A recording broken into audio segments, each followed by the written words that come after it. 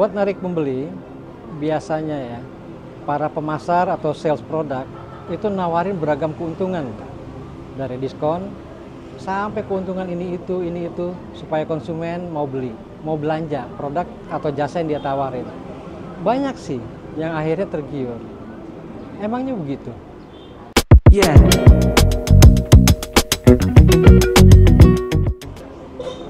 Biasanya ya, trik pemasar itu, kayak tadi selain dia nawarin diskon, itu kan ada atribut gaya hidup misalnya. Coba aja main-main ke pameran mobil misalnya gitu ya.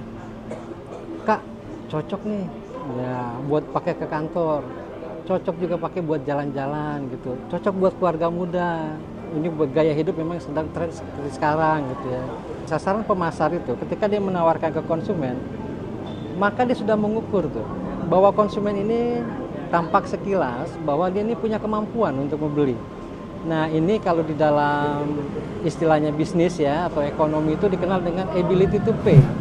Jadi dia punya kemampuan untuk membayar.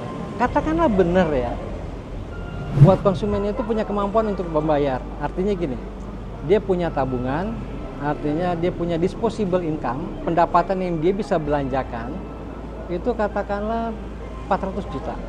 Itu tersimpan tuh di tabungan sehari-hari, enggak di tabungan yang jangka panjang. Nah, ketika ditawarin produk, mobil katakanlah, yang 250 juta, kan dia punya ability to pay. Tinggal yang digelitik oleh konsumen adalah willingness to pay.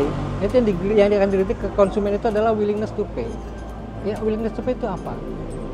Akankah dia itu mau membayar dengan harga yang ditawarkan?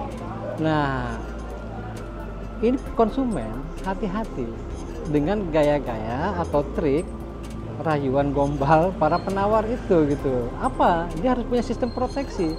Proteksinya itu apa? Buatlah satu pertanyaan dalam dirinya. Oke, saya punya kemampuan untuk membayar, ability to pay. Tapi ketika mempertanyakan willingness to pay, tambah satu pertanyaan. Apakah perlu? Nah, lain halnya kalau uangnya nggak ada serinya, itu lain cerita berbeda.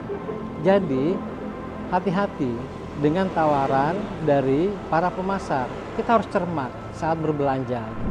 Hitung kantong kita, hitung kemampuan kita, hitung ekspektasi kita.